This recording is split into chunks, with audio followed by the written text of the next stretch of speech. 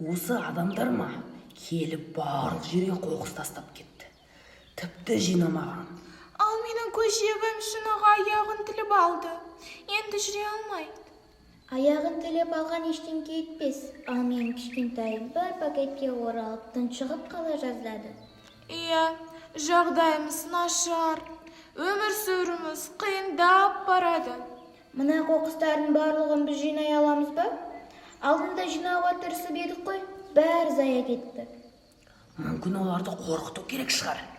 Маңайдағы қасқыр достарын шақырайын. Жоқ, қасқыр.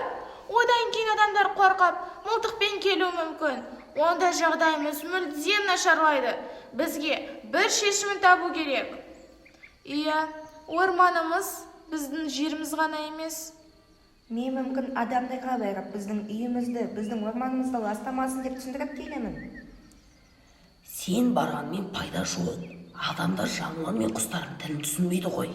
Иә, рас. Дегенмен бір ғажайып болып, айтқанымның бәрін түсінетін бір адам табылатын шығар. Жарайды, дегенің болсын. Бош.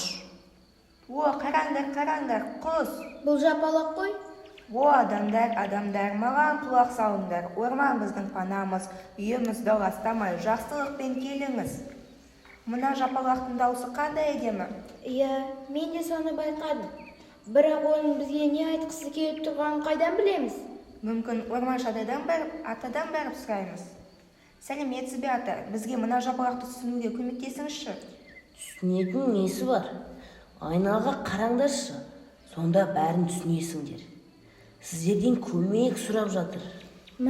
Айналамызда қаншама қоқыс жатыр. Бәрін бірге жинап тастайық. Иә, қоқыстар көп екен, біз мән беріп қарамаппыз ғой, тезде жинап тастайық. Айнала тазарды, көңілім ағарды.